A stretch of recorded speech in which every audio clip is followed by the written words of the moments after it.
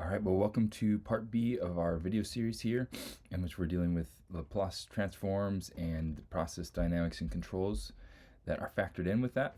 And so in part B, the first thing we're going to be doing is we want to write and explain the Python code using NumPy polynomial and SciPy signal transfer function modules to multiply transfer functions in series. So let's go ahead and start by giving a little bit of context of what we're doing here. And so let's say, for example, that we have a tank and we have an input to the system. And here we've got our H1, the height, the area, and then coming out would be the output of that first tank.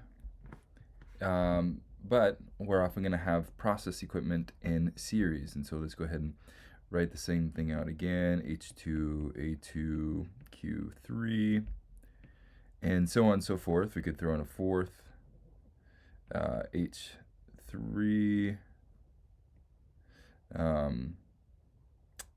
A3, and then Q4. And let's say this is our full system. What do we do with this moving forward? How do we go about evaluating any particular change to the system? What impact does that have on any part of our state, our system state that we want to evaluate? So one thing to think about here is that we have in each of our intermediate outputs for each tank, these are driven by a proportionality constant. And so we have in the Laplace transform domain, we have our, in this case, it's going to be the height of the fluid divided by the resistance to flow. So that's what the R is here, is resistance to flow. Resistance to flow. Okay, so then in here we would have H2, this is not writing very well, R2. And now we want to be able to ask the question, how do we relate, for example, H1 and Q2? So if we were wanting to look at how is Q2 impacted by H1? Well, here's where we then look at considering the fact that a transfer function is an outgoing signal, an outgoing time-dependent signal in the Laplace domain. So here, if we wanted to evaluate, we would say H1 equals, we've got, in the Laplace domain, we've got our R1, then we've got our area, and our R1, and then S plus 1, Q1. And so this portion right here, this is the transfer function between H1 and Q1. And so if we were to say, okay, so how is H1 impacted by Q1? Well, the relationship between the two is shown in our transfer function right in this box. Now, if we wanted to then move the system forward in series, what about Q2? Well, Q2 equals H1 over R1. And then that we see up here, if we were to then multiply this across, this then becomes the R1 in the denominator cancels with the R1 in the numerator. And so that gives us, it's going to end up giving us Q1, A1, R1, S plus 1. But what if we want to go ahead and move forward, and then what about H2? Right? And so then we would continue to build this on, but as we would find, the polynomials in the numerator and the denominator would continue to multiply with each other and would expand out and out and out and out. And so that's what we're going to try and capture. Instead of writing this all out by hand and extending out these polynomials in both the numerator and denominator, we're going to go ahead and code this in Python using both our polynomial tool and our transfer function tool to save us a lot of the nitty-gritty handwork that would get monotonous. So that's what we're going to proceed to next. All right, so first things first is we're going to bring in our tools that we're going to need for the job. So import NumPy, we did this in the last video, part 1, NumPy as NP, JAX, we're going to do JAX state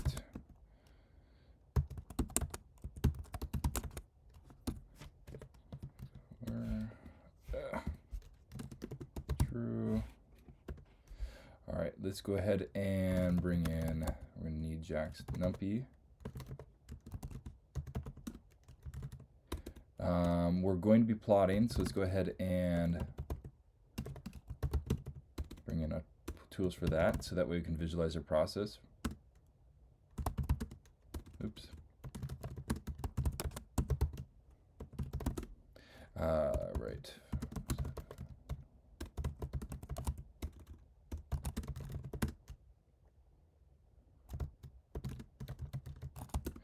Then we're going to also need our polynomial tools and our transfer function tools. So first, let's go ahead and bring in from, well, let's see here, bring in import SciPy. Did I spell that right? SciPy signal as sig, because the signal tool is going to be where we're drawing our polynomial tool from. So let's go ahead and do that now.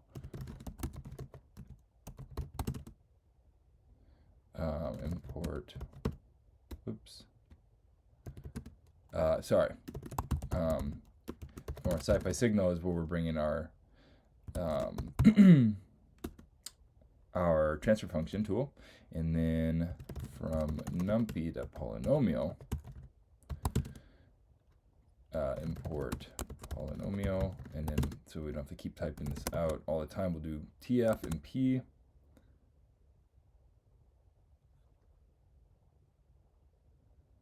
And good, great. So to kick things off, we were talking about wanting to multiply. We're wanting to use both these tools, our numpy polynomial tool and our SciPy signal transfer function tool. The problem is, in this case, is that the transfer function tool requires descending order, and so the highest order in our polynomial all the way down to the lowest order, whereas in our polynomial, it requires ascending order, so like your lowest order first all the way up to your highest order. And so we have to find a way to get the two to communicate, so we're going to have to convert back and forth in our code, and that's what we're going to go ahead and show what we're going to do for using this, so that we can get our transfer function is ultimately what we're wanting. We're wanting to have what our transfer functions are, so we can continue to multiply them in accordance with each other. But in order to multiply those numerators and denominators, we want to use our polynomial calculator tool, but we'll have to convert back and forth in order to actually accurately capture which coefficients go with which orders and so on. So how we're going to do that is we're going to go ahead and start by defining, we're going to go from from our transfer function to our polynomial. So let's go ahead and call that tf to poly, tf to poly, and we're going to return. What we need to return here is both our numerator, but in the numerator, so we want to, again, because we have ascending order as required from least to greatest order and the polynomial equation, and then transfer function is from descending order from highest to lowest, we need to flip the arrays. So we're going to reverse the order of the arrays here, which is what we're doing now. And then again, same thing here, which is for denominator. So the first one is to the numerator, but we also need to flip the arrays for the denominator as well. There we go. Oops. Now let's go ahead and define, now let's go the other direction. Let's go from our polynomial to our transfer function, in which we have both our numerator and denominator. And in this case, we want to return back to our transfer function, so we need our coefficients. So the coefficients are going to be needing to be established and defined, and then that is going to be what the polynomial equation is going to be able to use to calculate all of our polynomials here in both the numerator and denominator. So we need our numerator coefficients, which again, we're going to flip the array because we need to reverse back the other direction for them to communicate with each other. And then go. Okay. Now, let's go ahead and define, we also want to now create a tool in which we're multiplying our transfer functions together. So let's just go ahead and show a little bit about how this is going to work with, let's just take two transfer functions, for example. So we could continue the series as if we wanted to and needed to, but we're just going to go ahead and multiply 2 here, 2 different transfer functions. And now we need to define both of these transfer functions. So our numerator and denominator is going to be for our first one.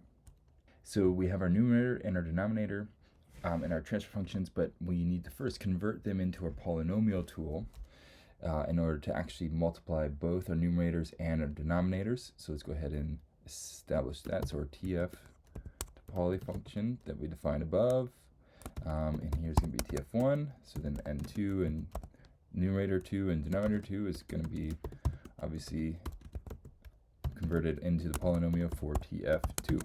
Now we want to return, now they're in the polynomial function, we want to return them back into a transfer function format so we can actually multiply them together. So we need to convert them back now. And here's where we're going to return our n1 times our n2, because that's what we're multiplying here, and then our denominators multiplied by each other. Great. So now let's go ahead and see if our TF1, let's go ahead and give some parameters for it. Let's say the numerator has, I don't know, 1 and 3, and then let's say the denominator has 1 and 3 and 4, 5, how about, sure. And then TF2 equals TF, let's just say 2, how about, and then for the denominator, let's say 1 and -3 and 1. Oops. And let's see if these multiply across from each other. Okay, well, let's see. Let's actually show that now. TF1. Okay, so here we see that we have a first order polynomial and then a second order polynomial, TF2.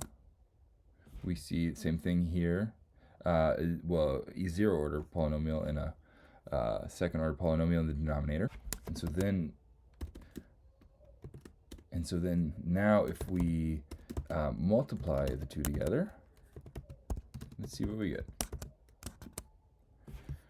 Okay, so now here it's multiplying, and what we see in the numerator for our multiplied transfer function, so TF1 times TF2, and our numerators, we have a first order, and in the denominator, we have a fourth order polynomial, is what we're finding here. And so now we're going to go ahead and proceed next to deriving an expression for the transfer function of a PID controller, and then we're going to write the Python code to generate it.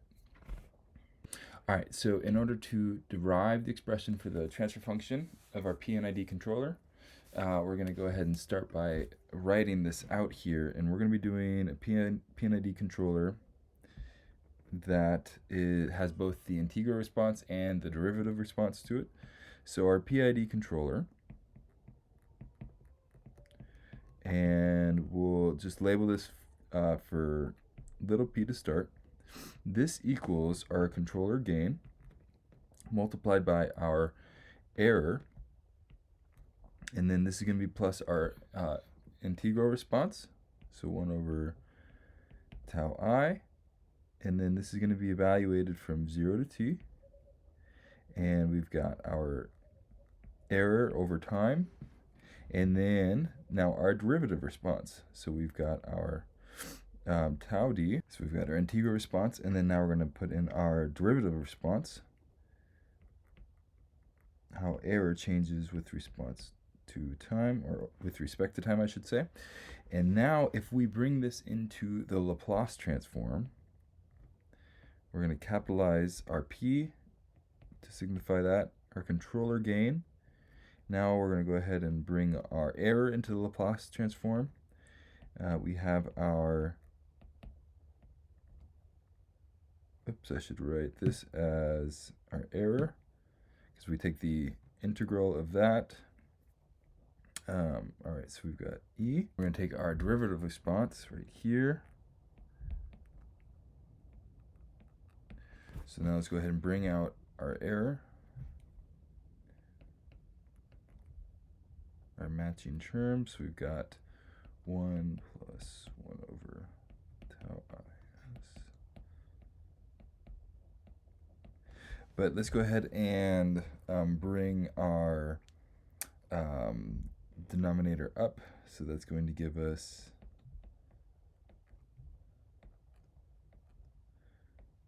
tau is plus 1 plus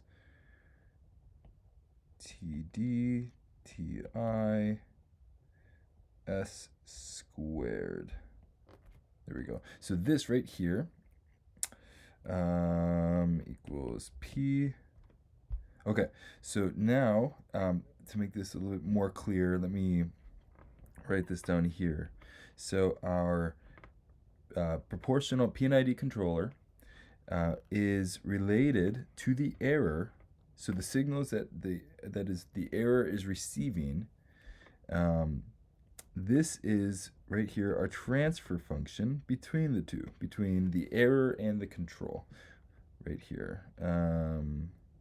Plus 1 plus td ti s squared error. So the controller receives the signal, the error signal, and the response at which it's changing, and that the error is communicating the output signal back to the controller is this transfer function right here. And so now we're going to go ahead and encode that out into Python. Although it would probably be helpful if I remembered to keep my denominator. So we multiplied across, but we need to put that back in. So this also is going to be right under here. I'm running out of space because this doesn't scroll down. There we go. Okay, so let's go ahead and bring this derived PID controller derived equation over into Python. All right, so we can probably get rid of some of these things now, clean it up a little bit. Okay, great. Let's get rid of that. All right, so now let's go ahead and define our PID, which we're going to have our variables of our KC, we're going to have our tau I, we have our tau D, and then we need to return the transfer function being our denominator is KC times multiplied across. Okay, so we'll go from highest to lowest. Okay, KC times tau I times tau D. KC times, what was it? Tau I, and then it was just 1, so that'd be KC. Oops. And then now that's our numerator. Now our denominator, we have it was just tau I in the bottom. There we go. Did it capture it?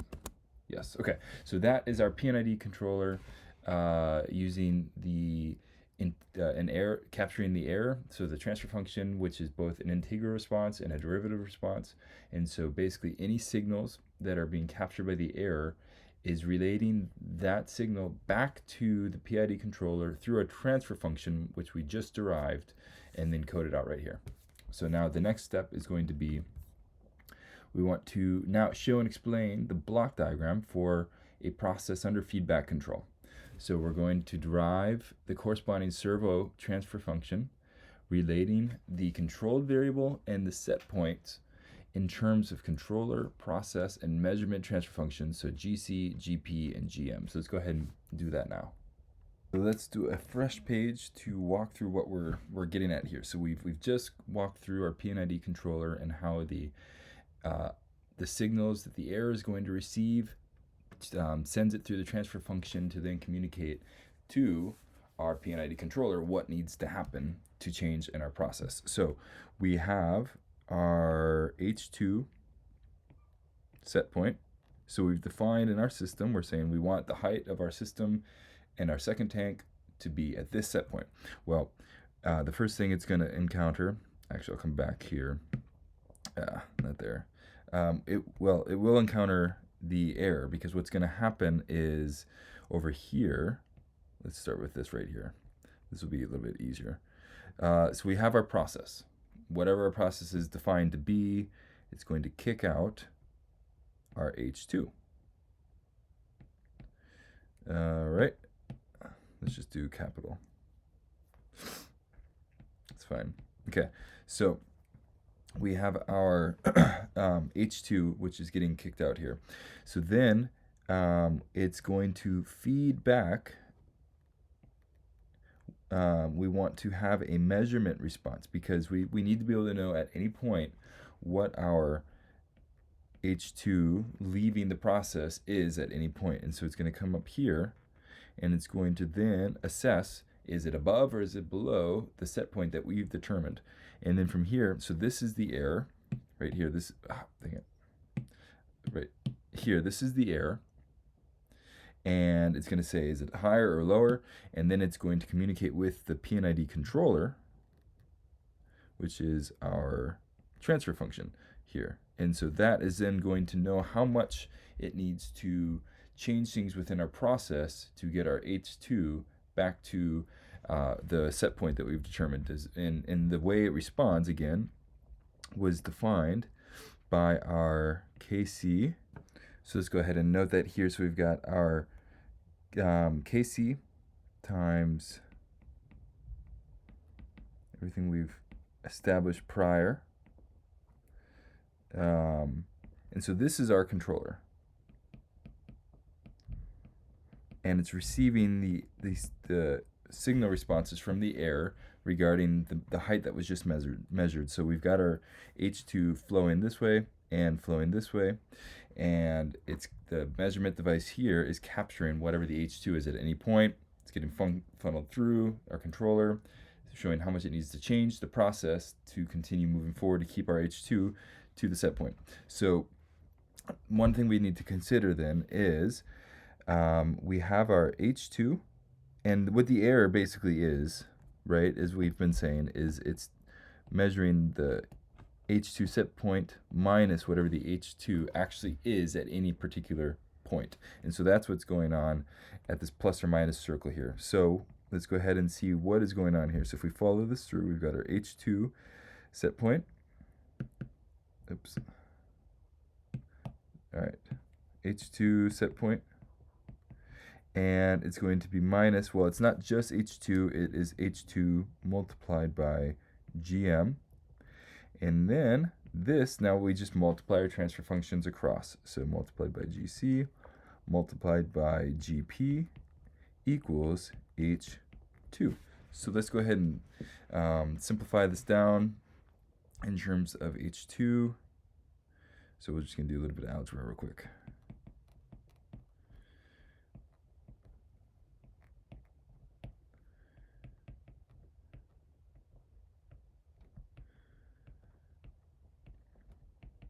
A lot of G's. I'm looking a little bit sloppy here.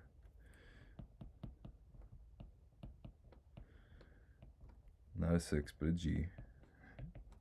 All right, what do we got? We can pull that out. That would be 1 plus P. So then H2 equals, relates to H2 set point in this respect.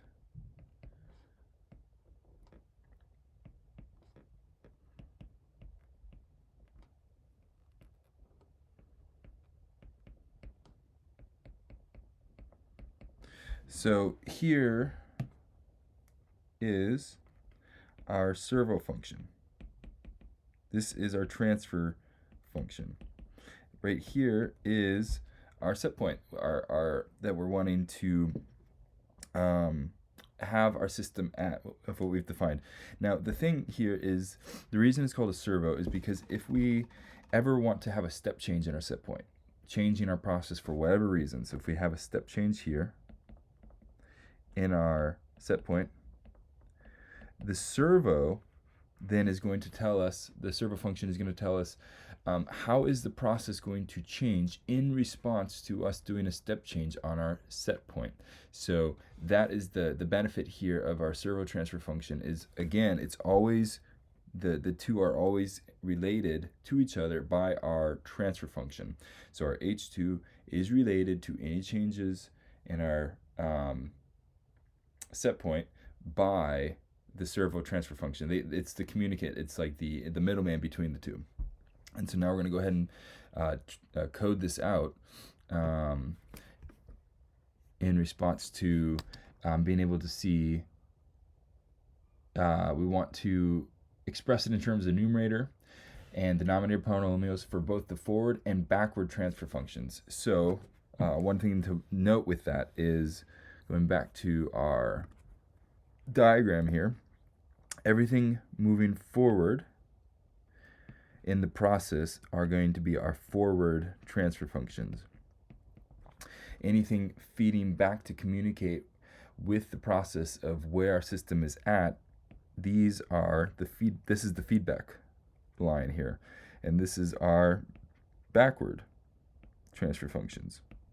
And so at every point we have both our forward transfer functions and our backward transfer functions communicating and changing in response to how our system is currently operating.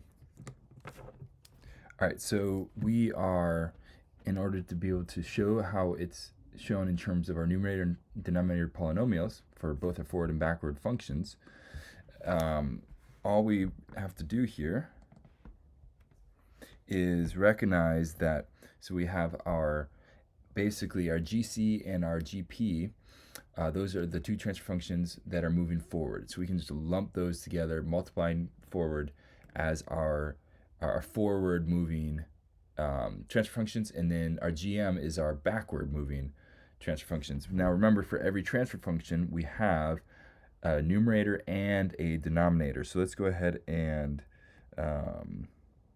let's make that, we'll do it right here. Okay, so our n, if we look at this here, moving forward we have just a GC and a GP, so we only have in the forward up at the top, and then according to our equation, H2 equals GC and GP. Well, those are only forward moving transfer functions. So if we were to then start to write this in terms of polynomial expressions, we would say we have our numerator moving forward and our denominator moving forward. Now we also see that we have 1 plus, well, GM is a backward moving polynomial, but let's go ahead and keep it in the same orders. But because we also have GC and GP there in the denominator, and we'll re-express this in terms of denominator and numerator. So numerator forward, now numerator backward, and denominator backward. Okay, so now it's just a matter of this H2 SP. So this is just a matter now of doing a little bit of rearranging. So in our denominator, we're going to we're going to multiply across to have the same denominator, plus NF, NB,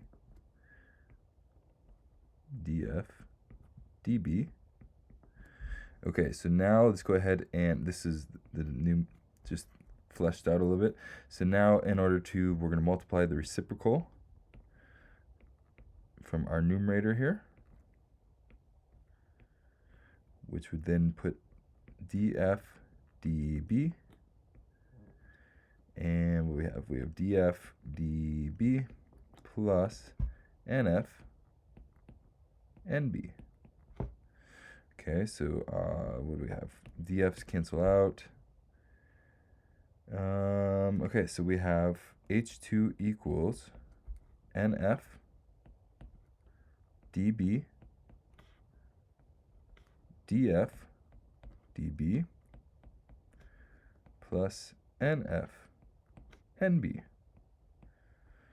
H2 SP. So this, all we've done is we've just re-expressed the term that we just solved for our servo function, transfer function, we just re-expressed it in terms of polynomials, because now we're going to be able to then code this out and show how it actually is going to relate the set point to our actual height at any point. All right, so we already showed the process before earlier in the video, and so we're just going to, in one sense, repeat the similar method here. So we're going to let's call it TF feedback, because that's what we're doing. We're responding with whatever our height is actually coming out of our process in the tank 2.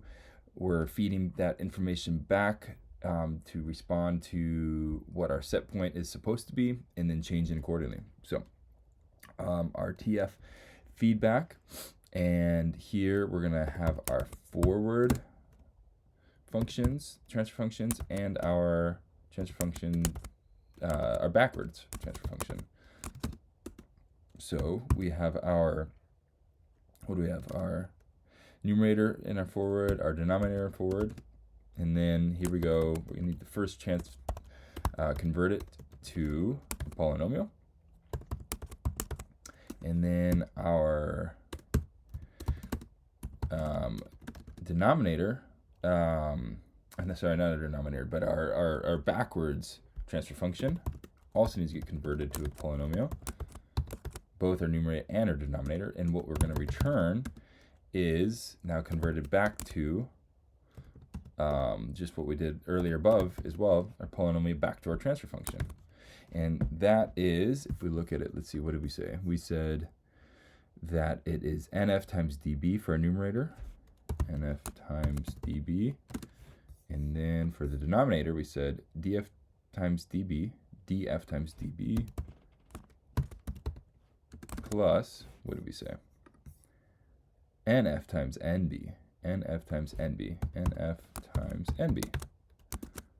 And that is going to be our feedback equation derived in Python that we'll be able to then visualize moving forward. All right, so now in part B, second part of part B, here what we're going to do first is for two tanks in series that have the linearized dynamics for Q2 with the transfer function shown there and the controller, and then H2 with the transfer function for it with the second flow, where QC is the flow set by the controller. H2 is the liquid level of the second tank. What we want to do here is determine the transfer function, the numerator and denominator of the process under PID control. And so we're going to set A1 equals A2 equals 1, and R1 equals R2 equals 2. And then those are PID control parameters, which is the gain is going to be 1, tau I is going to be 0.8, and tau d is going to be 0 as our derivative control there. And then the measurement device is going to be set to 1. So let's go ahead and start by sketching out what is actually happening here so that we can then code this. Come on. It's not communicating with my Apple Pencil here. Oh, goodness. Okay. There we go. All right. So first thing is we have our set point for our height. And it's experiencing, as we discussed earlier already, it's the error of H2, which we're going to draw out over on this side here. So we've got H2 coming out. It's looping all the way around. Our measurement device is assessing what is H2 at all times, feeding back whether it's higher or lower than the set point, and then that error is going to be fed through into our system with the response of our PID controller right here, which we talked about previously. And this error communicating with this transfer function from the PID controller is going to communicate what our controller, our flow control needs to be. So that's our QC there. And so now the transfer function that between the QC and our height in tank 1, this transfer function is defined as R1 in the linearized dynamics of the through the Laplace transform here. So R1 over A1 R1 S plus 1. And then that is the transfer function with the height. Now the transfer function between the height and the flow coming out of the second tank, that's not very clear, there we go, is 1 over R1. And then the transfer function between the Q2 all the way to, there we go, H2, what's coming out is R2 over A2, R2 S plus 1. So now we can go ahead and see why we're getting the equations we're getting here for our transfer functions for both our Q2 to QC and H2 to Q2. And the reason for that is because here our R1s cancel out when all our transfer functions multiply. So QC all the way to Q2, these transfer functions are going to multiply. And then we have Q2 to H2. Well, in this case now we just have our one transfer function there. And then this is our forward set of operating functions, and this coming back is our, not feed, our feedback coming this way. And so we're going to go ahead and code both of these out now. So our parameters are, we said A1 equals 1, R1 equals 2, A2 equals 1, R2 equals 2. Then what did we say? We said we're going to go ahead and call it, in this case, we'll call it QC to Q2, and we'll write in our expression there. So QC to Q2 equals, and the transfer function for that is, and our numerator, we just had 1 because the R1's canceled out. And then in the denominator, we had A1 R1 plus 1. Okay, A1 R1. Oops. A1 R1. And then we had plus 1 right there, which is Q2 to H2, TF. We had R2 in the numerator, and then we had A2 times R2, and then 1, and look, I was going fast and messed that up here. Okay, A1, there we go. For the denominator, let's rerun that.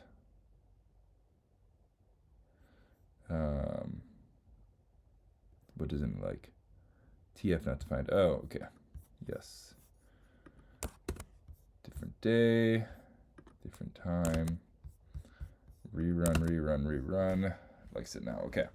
Now, let's go ahead and we'll call our forward function TF forward, which in this case is everything that we saw here. So we've got our P and ID control, and then our QC to Q2 and Q2 to H2. So let's go ahead and first put in our PID, which was all this right here, as we previously defined. And then we had, we're going to, we didn't have, but we're going to multiply our QC to Q2 and our Q2 to H2. There we go. KC not defined. Oh, yes. Well, that would help, wouldn't it? We should probably define our terms here. What do we say? We're saying KC equals 1, tau equals 0.8, and tau D equals 0. Okay. 1, tau I equals 0.8, tau D equals 0. Let's try this again.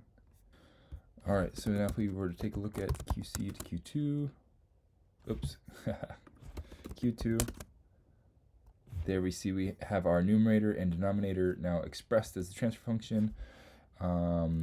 Now TF forward, not kicking it out.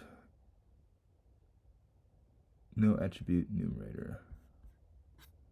Oh, I forgot to put this in here to multiply out my PID with everything else.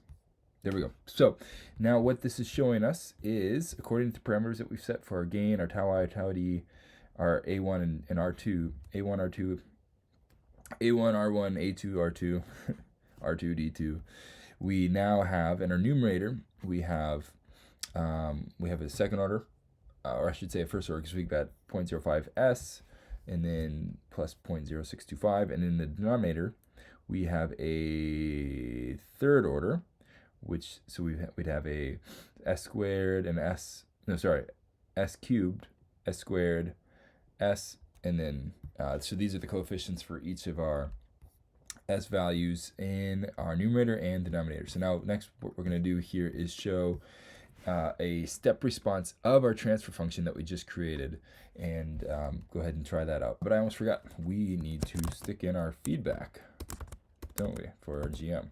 So we're going to call that our feedback loop, and that is equal to our forward loop, and then our feedback right here.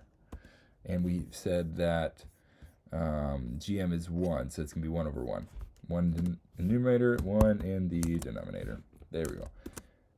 All right, voila. Now we're ready to simulate our step response for the transfer function. All right, well, you'll notice that we have a change of scenery. The time hit the kiddos' bedtime, so we had to pause the movie, put the kids down, and where I was doing the videos was right above them, and they kept waking up to my voice, which my wife says carries and is loud. So we are now not upstairs.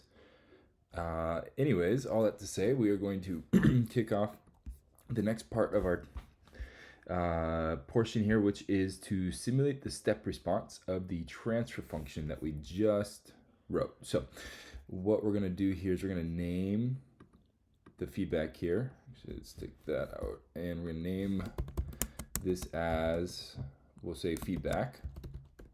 Give it the variable name there. And we're going to simulate, so this is simulating if we change our system by 1, increase it by 1 from its standard state conditions, what impact is that going to have on our overall system and process? So if the measure by which we're changing things, if we're changing that by 1, increasing it by 1, what impact is that going to have? So let's go ahead and see what happens over time as we do that.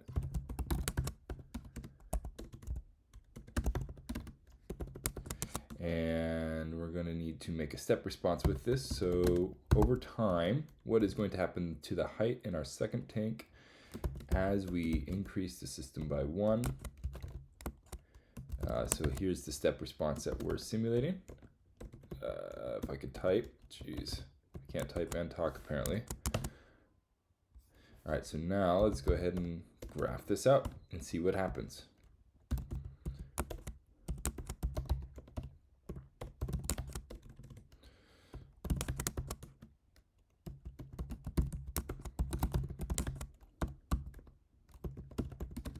So we're just setting our X and our Y variables here. And then we're going to update the layout. Oh goodness. Okay, there we go. Ugh.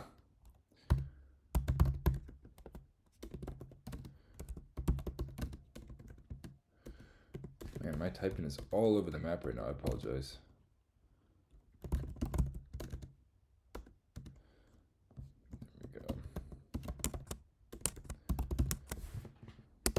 Painful. Let's see what happens. Okay, so as we see, it eventually works its way to 1, but there's a lot of oscillation going on in our system. And so that's what's going on with the conditions that we decided to set. If we set our KC is 1, our tau I is 0.8, and our tau d with a derivative control of 0 and gm to 1, what occurs to our system? Well, this is why we simulate it on a computer instead of paying millions of dollars to then find out that our system is out of control. I don't know, let's say what would happen if we did 10 and we rerun this? Maybe I need to rerun all of it. Hey, that's not bad. So here, this comes up, there's a little bit of a dip, but then evens out over time to almost 1. But going back to the conditions that we set, what we see here, what do we say, 0.8, is that under those conditions, with any changes, the change that we made with an increase of 1 from steady state, as it works its way, so we input an increase of 1, the output here is we're seeing just this continual oscillation from a steady state as it tries to work its way back over time. But so now what we're going to go ahead and do here is simulate the response of the forward transfer function, our GC and our GP in series only, to a sinusoidal cosine error input with an amplitude of 1 and a frequency of 1 radians per second. So then we're going to superimpose and compare the plot of H2 and error. So let's go ahead and do that now. So in order to go about doing that, we should explain a little bit of the concept of what we're doing here, which is that when you receive a signal into your system, you can decompose that signal into the sum of sines and cosines. And in this case here, if we were to get, so we can decompose our signal into a cosine wave, for example, and this is coming through from the error, and then it's going to be going through our GC. So this is our GC, and right here, and then this right here, this whole thing is our GP, our process. So we're receiving our input signal right here, and if it's going to show up on the screen there, I don't know why it's not. Anyways, a little bit of a delay there. And so the input signal is getting decomposed into a cosine wave. Then it's going to go through our process, and it's going to be impacted in some way. And so it's going to come through that, and maybe it increases, maybe it decreases. But what's going to happen is, regardless, it's going to then feed back through, and then it's going to come back through, and then it's going to hit our error. And when it does that, it's going to flip signs. It's going to reverse signs of the frequency, and so that's called the phase lag. And so what's going to happen is the signal continues to go through our GC, our controller. It's going to go through the process. It's going to get impacted in some way, and this loop is going to repeat on into infinity. And so we want to be able to assess what is actually the relationship, what's actually going to happen. Something, for example, would be the amplitude ratio.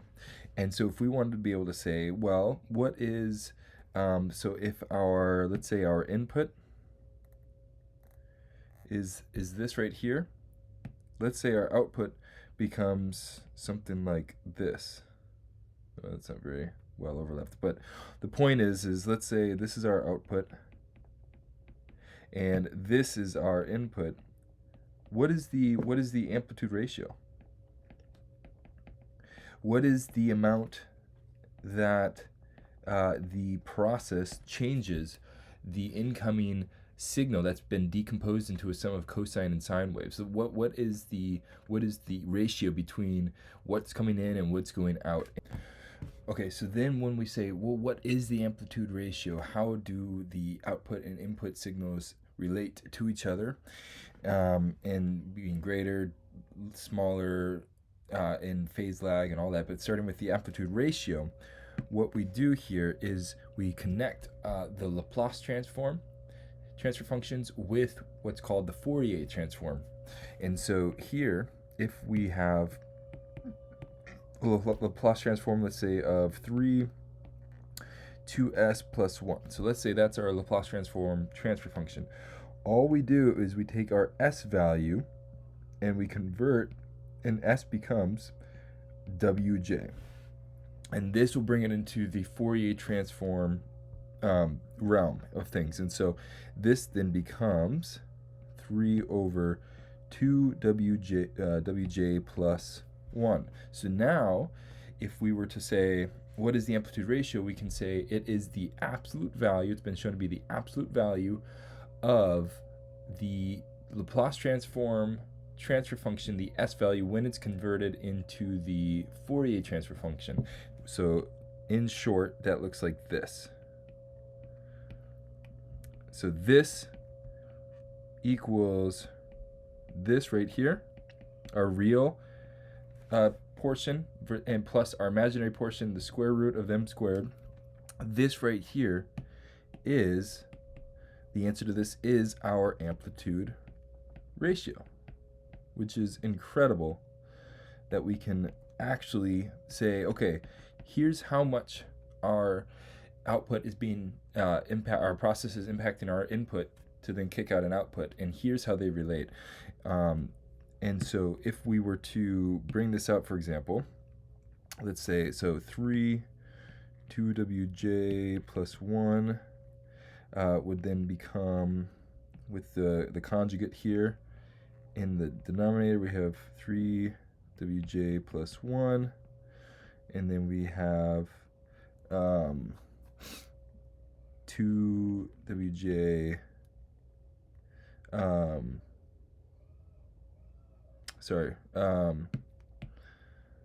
1 minus 2wj. So then that leads to 3 minus 6wj, and that gives us, in our denominator here, we've got 1 plus 4w squared. Real would become 3 over 1 plus 4 squared, 4w squared. Our imaginary portion becomes negative 6w over 1 plus 4w squared. So then all we would do is punch these right here. This would go into the real. This would go into the imaginary. We solve that. That is our amplitude ratio. And then our phase lag, when it goes through the error signal and reverses phases, not reverses phases, but reverses signs, this is given by this relationship right here, in which case we have our denominators canceling out when they are over each other. So this just becomes, let's see here, what would we say, 3, oops, sorry, no, imaginary on top,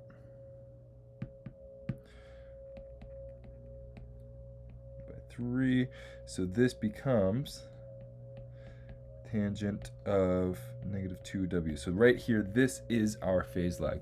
So now let's go ahead and code this out and see what how our system is actually showing the relationship between an input and output when we are having an cosine error input with an amplitude of 1 and a frequency of 1 radians per second. So we're gonna superimpose them on top of each other, and we're gonna compare and plot the H2 and the error and just see what happens with what the input is doing and versus what the output is happening to be when the input is being decomposed into a cosine, to be able to assess it in that manner.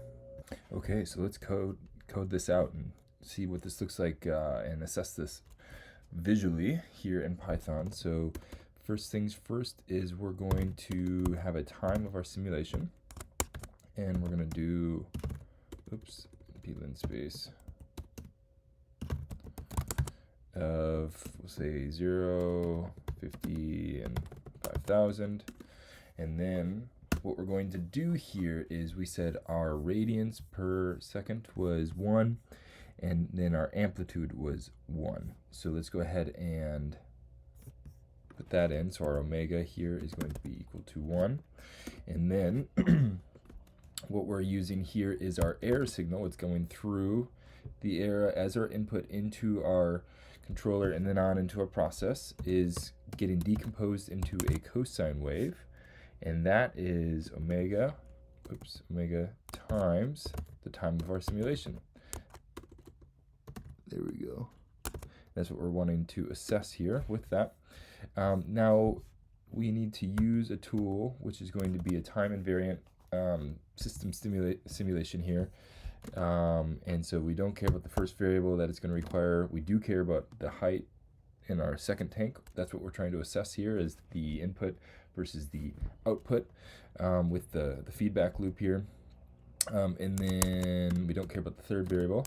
And now this equals, we're using our LSIM tool. That's the time invariant system simulation here that we're using. And then we are going to, what we're assessing here, right, is our GC and our GP, so our forward transfer functions in our loop. Then E is the input that's coming in, so that's what's the signal that's coming in from the error that's been decomposed into a cosine wave, and then over a particular amount of time. Now, we've already, so in order to graph this out, we've already put a lot of our legwork right here, so let's just go ahead and copy and paste that.